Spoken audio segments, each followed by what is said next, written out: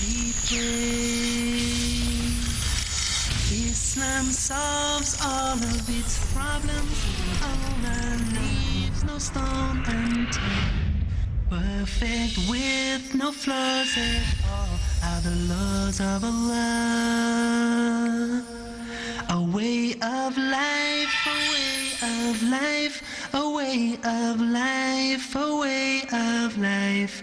Islam is a way of life. Alhamdulillahi Rabbil Alameen wa sallallahu wa sallam ala nabiyyina Muhammad wa ala alihi wa sahbihi ajma'in. Amma ba'd, all praise is due to Allah. We ask Allah to exalt the mention and grant peace to the Prophet Muhammad sallallahu alayhi wa sallam, to his companions and all those who follow them on their path of righteousness until the end of time. Brothers and sisters in Islam, welcome to a new episode on the topic of marriage. And by Allah's grace, we were able to cover many different issues, and perhaps it is the time to deal with something that is prevalent in the Muslim homes, which is that of domestic issues between the husband and the wife, between the parents and the children, the siblings amongst themselves, and things pertaining to that. So why are there problems? If people follow the Quran and the Sunnah, Muslims supposed to follow the Quran and Sunnah, why are there still problems at home? Is it normal or is it abnormal? Bismillah ar-Rahman ar-Rahim. Alhamdulillahi Rabbil Alameen. Wa sallallahu wa sallam wa barak ala abdihi wa rasulihi nabiyyina Muhammadin wa ala alihi wa sahbihi ajma'in. Amma ba'd. I believe, through my personal experience, and I don't know if the brothers share that with me, that the biggest problem that ignites trouble and stress in the Muslim houses, and I believe in all houses, not necessarily Muslim, the biggest generator of problems is the lack of communication. It's an issue of communication. They are unable to speak the same language, and they're unable to address each other's problems and shortcomings and rights and responsibilities. So I believe if we were to discuss these things, we would find that our homes have these problems, or some of them. And if we were to discuss the things that increase the love, we would find that we are missing a great deal of that. So it's up to you which you want us to begin to talk about. I would like here to add. Yes. Bismillah wa salatu wa salam ala rasulullah wa ala alihi wa sahbihi wa man walahu man ittaba'a hudahu ila yawm ad-din. Amma ba'd. The marriage, when two different persons come together, the most complex being you deal with is a human being. Very complicated, very complex. Deal with person who has emotions, has feelings, so you don't know him, or you don't know her. So that's why you'll find, if you plot the graph of the marriage, for the first year there are ups and downs, ups and downs, ups and downs. And then a time will come when they will be steadiness. Because these ups and downs, they are discovering and knowing each other. How long does that take? It depends. It depends. But this is a natural. It happens because you are trying to understand each other, because marriage is not honey and milk. It's life. So you are, because you will be yourself after 1 month, or maybe less than that. And she is going to be herself. So now knowing each other, that's why it's very important for both the husband and wife to study his partner. This is very important, that a wife knows her husband, even without speaking. He knows what he wants. He knows what upsets. Like the Prophet ﷺ. He knows when Aisha is happy, and he knows when she is upset. This is very important, that you know your partner. So these ups and downs, and that's why you find many of the marriages, they fail in this initial phase. Because he is inexperienced, the man, for example, especially the young ones who are not matured and they didn't get the right guidance. Or training. That's why it's a good idea that if they should go through a crash course before the marriage, and they should be certified, workshops before the marriage. So they should know what awaits along the line. It is not just, typical. Isn't that a little complicated though, that people would have to go through a workshop or get certificates otherwise? Because we need to educate them. In the past, the family educate. You see, subhanallah, before Islam, an Arab lady on the night of the wedding was telling her daughter, listen, my daughter, you are leaving the house that you grow up in, and you are going to sit with a man, you will live with a man who doesn't know you. And she gave her beautiful tips that he should not smell bad smell or see something that bothers. Make his house his comfort zone, make it paradise on earth. This is a woman before Islam was giving these precious tips to her daughter. So in the past, the family, they educate. The mother talks to her daughter, telling her this is life. And the father tells his son, son, this is life, it's like this. And no family will be free from having this marital upset. No one. Do we find that there are a lot of lectures about marriage and workshops and all of these things? Even when you announce that there's an upcoming event on marriage, people are not again, right? So maybe all these workshops are happening yet we're still having the problems, so something's missing. Can I? Yeah, come on. Yeah, I think, for example, in some countries, alhamdulillah, which is a good initiative, you will not, the wedlock will not be signed, for example, until you get a certificate that you don't have HIV. So this can be linked with that. You will not, the wedlock will not be signed until you attend such courses and that you are certified. And I mentioned that no house will be free from such marital problems. And we have the Prophet ﷺ. Okay? He had problems with his wife, but we should learn how the Prophet ﷺ handled such problems, and this maybe come along, inshallah. Sheikh, Let's let Abdur Raheem go. I wanted to pick up, Sheikh, on something you began by saying, which I agree with what you're saying, but it opens a door to something that personally I think is very dangerous, and I always warn everybody against. So what I agree with is that, yes, the husband and the wife should try to understand. It's all to do with communication. You introduced the subject of communication. It's very important, the husband and the wife, to understand each other and to learn about each other's likes and dislikes. But one piece of advice I give to every married couple whenever I can, I said, don't expect your husband to read your mind. And I say to the same one, don't expect, your wife to read your mind, because this is actually a big deception people have. If he loves me, he should know how I feel. If she loves me, she should know how I feel. And this is the door for shaitan. Then before you know it, he doesn't love me, he doesn't know, he doesn't this. And this is, in fact, this is one of the first things I told my wife when I got married to her. I can't read your mind. I am not a mind reader. If there's something wrong, if there's a problem, if you need something, I said, you got to tell me. Because I knew this from my life before I was Muslim.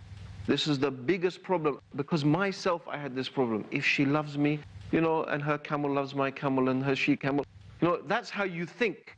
The love is so much, you should know how I feel. Taking things for granted. Yeah, but no, it's just you think because a person loves you, the intensity of the love will make the person you should understand, but often you don't. Every man would love this. Wife, please tell me what you would like from the store, and I'll get it. But she's not like that. She's like, you should, well, I don't want this, I don't want that. You decide. Her love is seeing, I actually have found that you attempting to read her mind, she interprets that as love. You try. Do you see I didn't say that's not a problem. I said that's good that they should try to develop that relationship, but just take it like a puzzle. I mean, I don't know if I understand this correctly. So, he says something that has to do with tomatoes, and then you stand down tomato paste or tomato sauce, and that you figure it out and say, oh, honey, how? She says, I don't want this, I don't want that. You're like, let me think. Okay, I think you're gonna like this. Watch, I'm gonna get it free. And what if she doesn't? And if she doesn't, then it's like you put another quarter in and you say, let's play again. I wish it was a quarter. If we're talking about serious problems in marriages. We're talking about now. We're not talking about groceries here. Let's talk about serious problems in marriage. Say someone in the marriage is upset about something. A bit more profound than just whether it's tomato sauce or not. Yeah, because we're talking about marriages breaking up, argument. We're talking about something a little bit more profound than, do I like this grocery or not grocery. So what I'm talking about is someone who, something's upset them. And sometimes it might start off something small, but it's upset, and that festers and festers and festers. And it's like, why doesn't she know I'm upset? She needs to know I'm upset. That's what you're thinking in your head, but you don't communicate it to her. You just sit there being upset. And you know, I mean, a week later, you're really, really, really upset. And this just explodes into some, and this is what I'm talking about. This is why you need to say to the person, I'm upset about this and I'm upset about that. I believe in issues of communication. There is this famous story where a Shabi, may Allah have mercy on him, went to his friend Abu Shareef al-Qadi, who was one of the scholars and a judge at the time of Umar, may Allah be pleased with him. And he said, how are things? And he said, that things are fine. No, say, how is your family? Meaning, how's your wife? So he said, it's strange you should ask. Shabi, I've been married for 20 years. And on my wedding night, I came and I looked at my wife and she was astonishingly beautiful. And mashallah, she came from a good family. So I thought the minute I laid eyes on her that I should be grateful to Allah Azza wa Jal. So I made wudu and I started to pray 2 rak'ahs in gratitude to Allah. And I was praying and she came and stood behind me and prayed jama'ah with me. And when I finished, I looked at her and she said that Bismillah ar-Rahman ar-Rahim, Alhamdulillah, wa salatu wa salam ala Rasulullah. And she started a khutbah.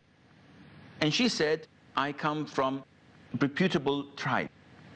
And in my tribe, there are men who are suitable to me more than you.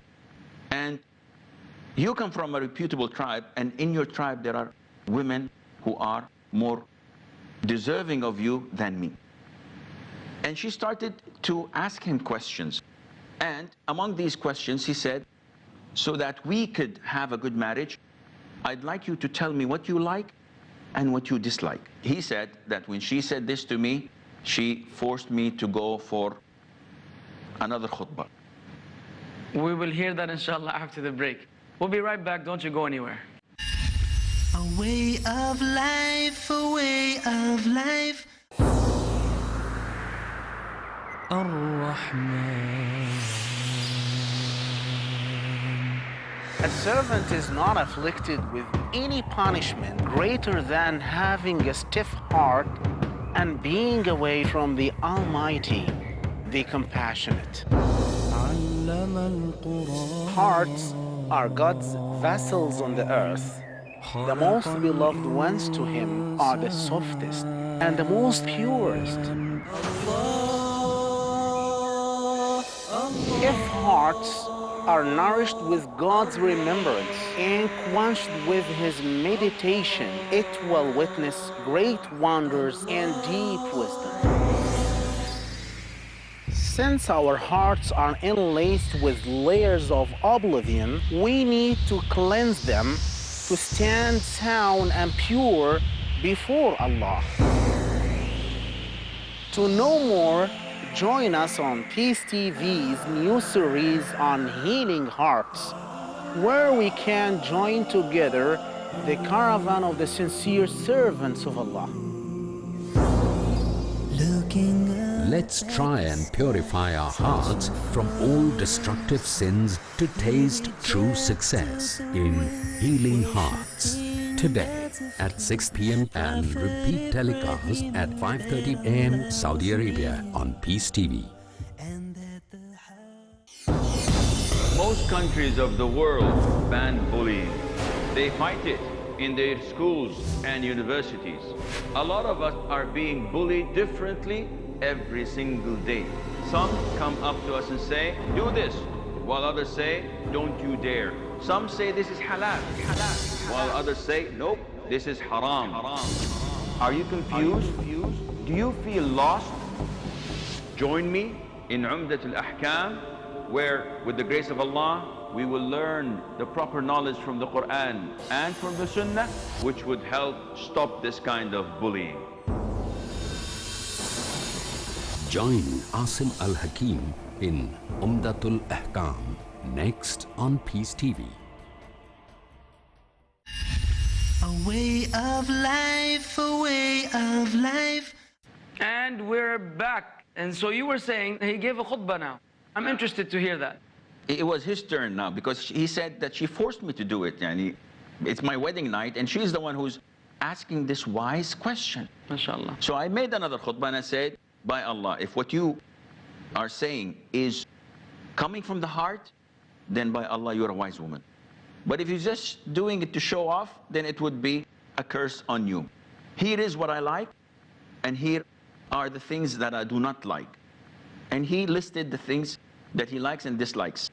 Then she said, okay, now how do you feel about your in-laws? Meaning her family. He said, I do not want my in-laws to feel bored of me, meaning that I don't want to go there every day, but occasionally, once a week is okay for me. That's a nice way to put it. Then she said, okay, tell me about your neighbors. It's a new neighborhood for me. Who do you like and who you do not like? So he said, the family of so-and-so and the family of so-and-so of my neighbors are righteous and practicing people. I like them to come over and we would like to go and visit them. But the family of so-and-so and the family of so-and-so are not good people. I don't want them to set foot in my house.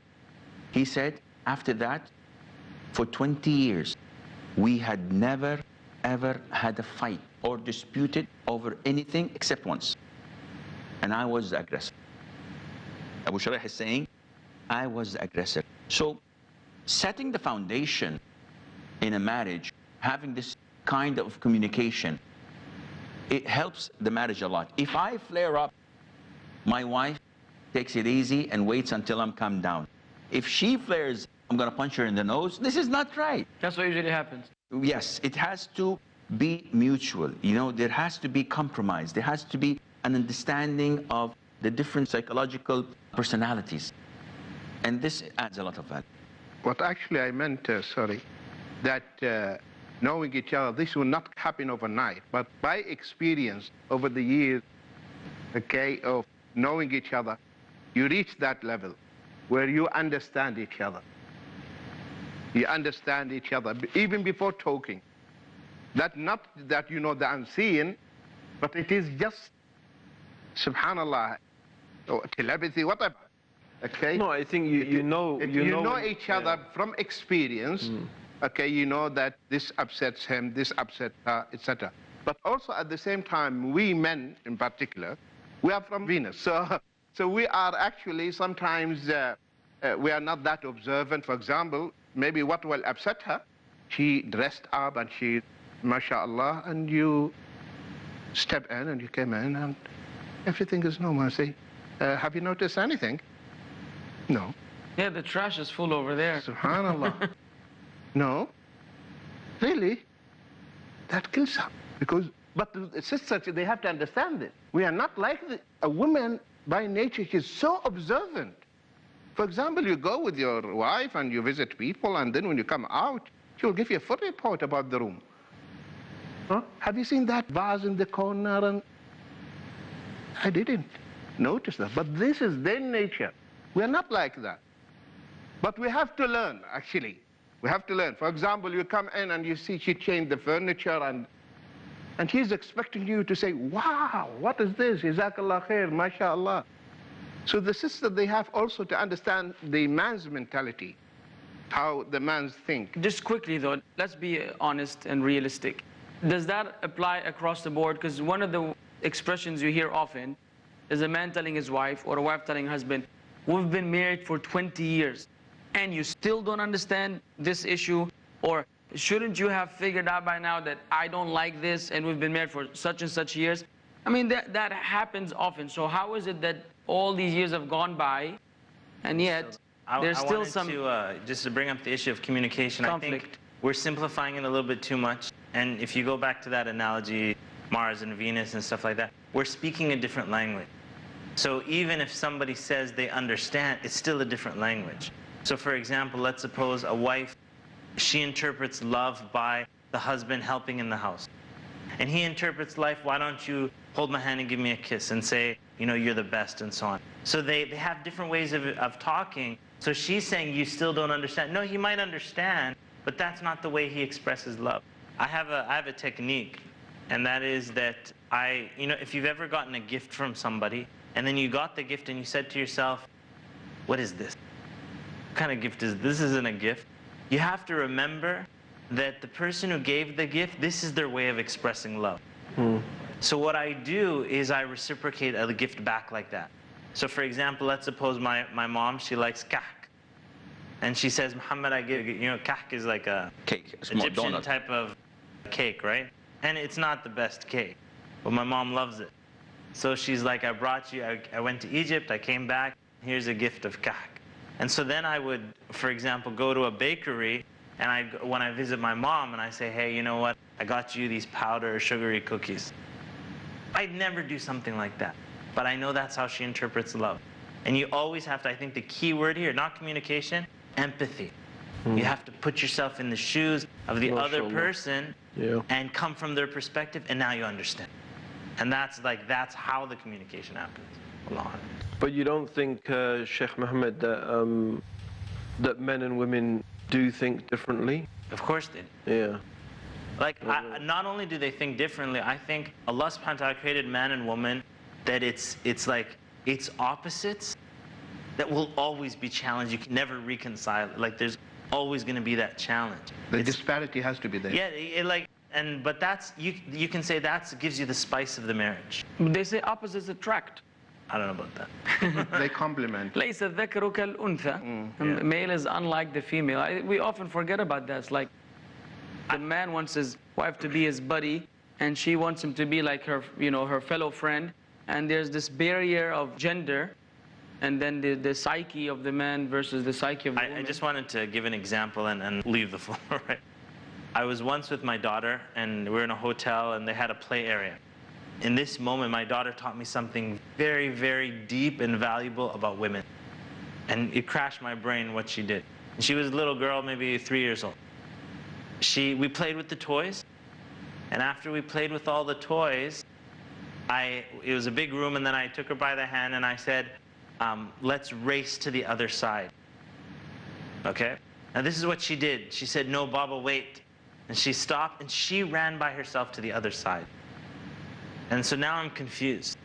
She said, Baba, and when she got to the other side, she said, Baba, I will run to you and give you a hug. And so in my brain, I'm like, then who will win? If this is the case. So I'm coming from man's perspective of it's always about competition. Yes. And she's coming from the perspective of, no, it's not somebody has to win and somebody has to lose. We can do this out of love, and we can both. I believe that the problem with men and women, that as Sheikh Muhammad said, they don't understand each other. See, when women sit together, they chit-chat. My husband did this, my husband did that, my kids did this happened in the house, my mother-in-law. Like the hadith of Zara, where Aisha radiallahu anha sat with the Prophet, and this is one of the things that increases the love tremendously, that you listen to your spouse.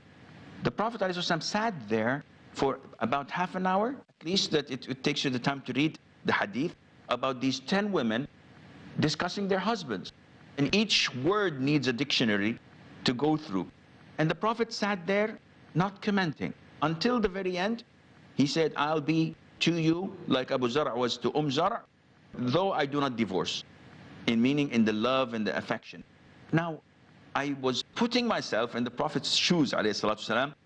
Man, I'm not going to sit there and listen to my wife. Women love to talk. Men do. And that is why when they sit with the boys and the hood, they talk about cars, they talk about stocks, they talk about jobs, they talk about things that are not personal. You would never ask someone, Akhi, how did your daughter do at school? It's not your concern, man. What are you talking about? See, that is why a lot of the problems come when I come to the home, to the house, and my wife wants to talk. And I'm already exhausted. I just come from work. A guy just pulled over in front of me and we had a fight. My boss says rude things to me. I'm not getting promoted. The landlord wants money. And my kids are flunking at school. I have so many problems. And the minute I come in, my wife says, your mother called. And she starts an argument. So men have to know, Akhi, the sister was between four walls, for 8, 9, 10 hours, and it's like solitary confinement.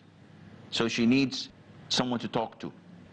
And the sister also needs to know that the husband has so much on his plate. The minute he comes in, at least give him half an hour to chill and to calm down, and then you can do this. Wonderful. So May I? I would love to, but time is not on our side by Allah's decree. But however, in the very next episode, inshallah, I promise you, you'll be given the privilege and the upper hand in initiating the discussion. Jazakumullah khair. We'll see you soon, inshallah. Assalamu alaikum. A way of life, a way of life, a way of life, a way of life. Islam is a way of life, a